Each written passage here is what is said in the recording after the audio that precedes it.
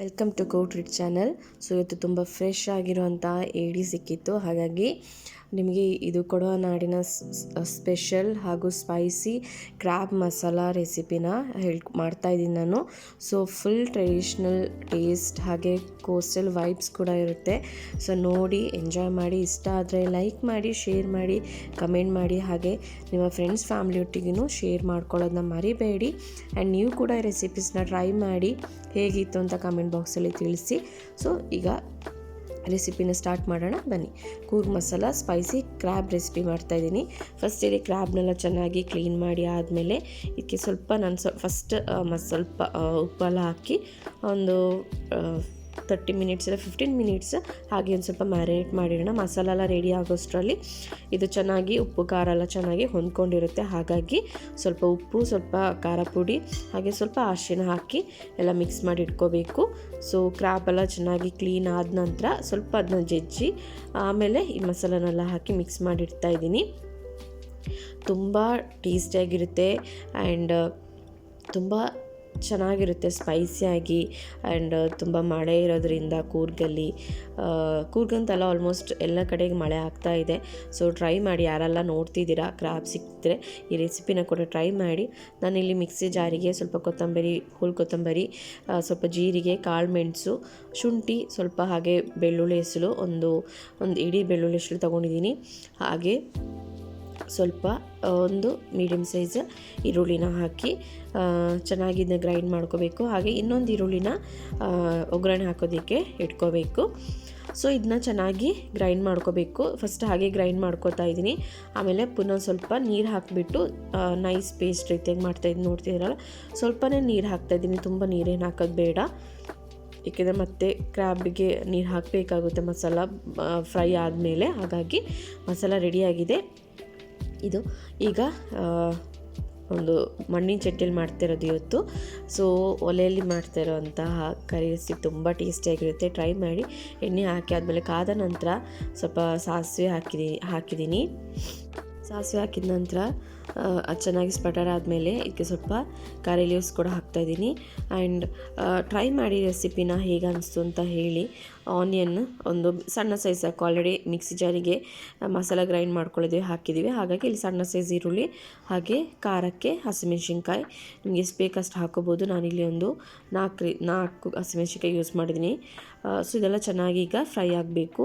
And ಒಲೆಯಲ್ಲಿ ಮಾಡಿದರೆ ಅದರ ರುಚಿನೇ ತುಂಬ ಚೆನ್ನಾಗಿರುತ್ತೆ. ಸೊ ಟ್ರೈ ಮಾಡಿ, ಓಕೆನಾ? ಆ್ಯಂಡ್ ಹೇಗಿತ್ತು ಅಂತ ತಿಳಿಸಿ. ನೀವು ಕ್ರ್ಯಾಬಲ್ಲಿ ಯಾವ ಥರ ರೆಸಿಪೀಸ್ ಮಾಡ್ತೀರ ಅಂತ ಕಮೆಂಟ್ ಬಾಕ್ಸಲ್ಲಿ ತಿಳಿಸಿ. ಈಗ ಮಿಕ್ಸಿ ಜಾರಲ್ಲಿ ಏನು ಮಸಾಲ ಎಲ್ಲ ಗ್ರೈಂಡ್ ಮಾಡ್ಕೊಂಡಿದ್ದೀವಿ ಅದನ್ನು ಹಾಕಿ ಚೆನ್ನಾಗಿ ಇದನ್ನ ಫ್ರೈ ಮಾಡ್ಕೋಬೇಕು. ಅದು ಚೆನ್ನಾಗಿ ಫ್ರೈ ಆಗಬೇಕು, ಹಸಿ ವಾಸನೆ ಎಲ್ಲ ಹೋಗೋ ತನಕ. ಹಾಗೆ ಎಣ್ಣೆ ಸ್ವಲ್ಪ ಬಿಡಬೇಕು, ಅಲ್ಲಿ ತನಕ ಚೆನ್ನಾಗಿ ಇದನ್ನ ಫ್ರೈ ಮಾಡಿಕೊಂಡು ಇಲ್ಲಿ ಸ್ವಲ್ಪ ನಾನು ಖಾರ ಪುಡಿ ಹಾಕಿದ್ದೀನಿ ಪುನಃ, ಏಕೆಂದರೆ ಸ್ವಲ್ಪ ಖಾರ ಇದ್ರೇ ಚೆನ್ನಾಗಿರುತ್ತೆ ಕರಿ. ಸೊ ನೋಡ್ತಿದ್ದೀರಲ್ಲ, ಮಸಾಲ ಎಲ್ಲ ತುಂಬ ಚೆನ್ನಾಗಿ ಬಾಯ್ಲ್ ಆಗಿದೆ, ಹಾಗೆ ಟೇಸ್ಟ್ ಕೂಡ ತುಂಬಾ ಚೆನ್ನಾಗಿತ್ತು. ಸೊ ಟ್ರೈ ಮಾಡಿ. ಆ್ಯಂಡ್ ಏಡಿ ತುಂಬ ಫ್ರೆಶ್ ಆಗಿತ್ತು, ಹಾಗಾಗಿ ಟೇಸ್ಟ್ ಇನ್ನೂ ಚೆನ್ನಾಗಿರುತ್ತೆ. ಸೊ ಈಗ ಮಸಾಲ ಎಲ್ಲ ಚೆನ್ನಾಗಿ ಫ್ರೈ ಆಗಿದೆ. ಈಗ ನಾನು ಇದನ್ನ ಕ್ರ್ಯಾಬ್ ಏನು ಮಸಾಲ ಎಲ್ಲ ಅಂದರೆ ಖಾರ ಪುಡಿ, ಉಪ್ಪು, ಸ್ವಲ್ಪ ಅರಿಶಿನ ಏನು ಮಿಕ್ಸ್ ಮಾಡಿ ಇಟ್ಕೊಂಡಿದ್ವಿ ಅದು ಕ್ರ್ಯಾಬ್ನೆಲ್ಲ ಈಗ ನಾನು ಇದಕ್ಕೆ ಹಾಕ್ತಾಯಿದ್ದೀನಿ.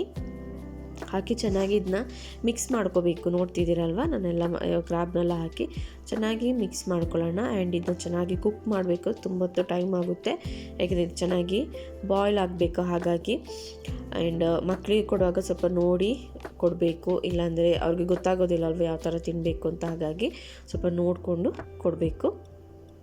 ಕ್ರ್ಯಾಬೆಲ್ಲ ಹಾಕಿ ಚೆನ್ನಾಗಿ ಇದನ್ನ ಈಗ ಮಸಾಲೆ ಒಟ್ಟಿಗೆ ಚೆನ್ನಾಗಿ ಮಿಕ್ಸ್ ಮಾಡಿ, ಮಸಾಲೆ ಒಟ್ಟಿಗೆ ಚೆನ್ನಾಗಿ ಇದು ಬಾಯ್ಲ್ ಆಗಬೇಕು. ಮಸಾಲೆ ಎಲ್ಲ ಚೆನ್ನಾಗಿ ಹೊಂದ್ಕೋಬೇಕಲ್ಲ, ಹಾಗಾಗಿ ಚೆನ್ನಾಗಿ ಇದು ಬಾಯ್ಲ್ ಆಗಬೇಕು. ಆ್ಯಂಡ್ ಕೊನೆಯಲ್ಲಿ ನಾನು ಇಲ್ಲಿ ಕೂರ್ಗ್ ಮಸಾಲ ಪೌಡರ್ ಕೂಡ ಯೂಸ್ ಮಾಡ್ತಾಯಿದ್ದೀನಿ. ಅದು ನಮಗೆ ತುಂಬಾ ಟೇಸ್ಟ್ ಕೊಡುತ್ತೆ.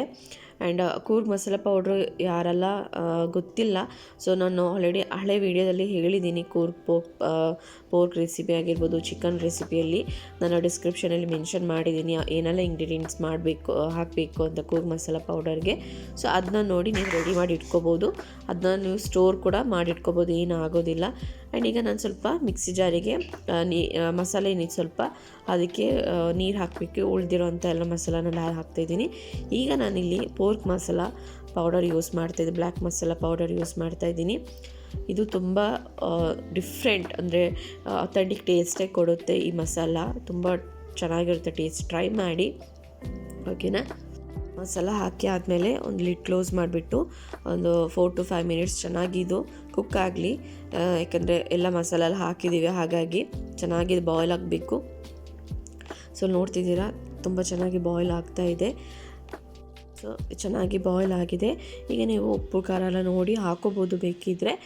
ಆಲ್ರೆಡಿ ಖಾರ ಇರುತ್ತೆ, ಯಾಕೆಂದರೆ ಇದು ಕೂರ್ಗ್ ಮಸಾಲ ಪೌಡ್ರಲ್ಲಿನೂ ಸ್ಪೈಸಿ ಇರುತ್ತೆ, ಹಾಗೆ ಖಾರ ಪುಡಿನೂ ಕೂಡ ಆಲ್ರೆಡಿ ಹಾಕಿದ್ದೀನಿ.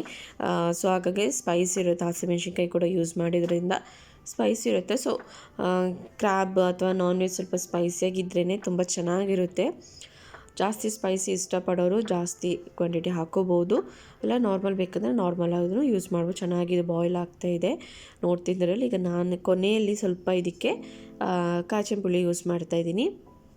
ಸೊ ಆಲ್ಮೋಸ್ಟ್ ರೆಸಿಪಿ ರೆಡಿಯಾಗಿದೆ. ಕಾಚಿ ಪುಳಿ ಹಾಕಿ ಆದಮೇಲೆ ಸ್ವಲ್ಪ ಚೆನ್ನಾಗಿ ಇದನ್ನ ಸ್ಟಿರ್ ಮಾಡಿಬಿಟ್ಟು ಇದ್ರ ಮೇಲೆ ಸ್ವಲ್ಪ ಸಾಂಬಾರು ಸೊಪ್ಪೆಲ್ಲ ಹಾಕಿ ಗಾರ್ನಿಷ್ ಮಾಡಿದರೆ ರೆಸಿಪಿ ರೆಡಿಯಾಗುತ್ತೆ.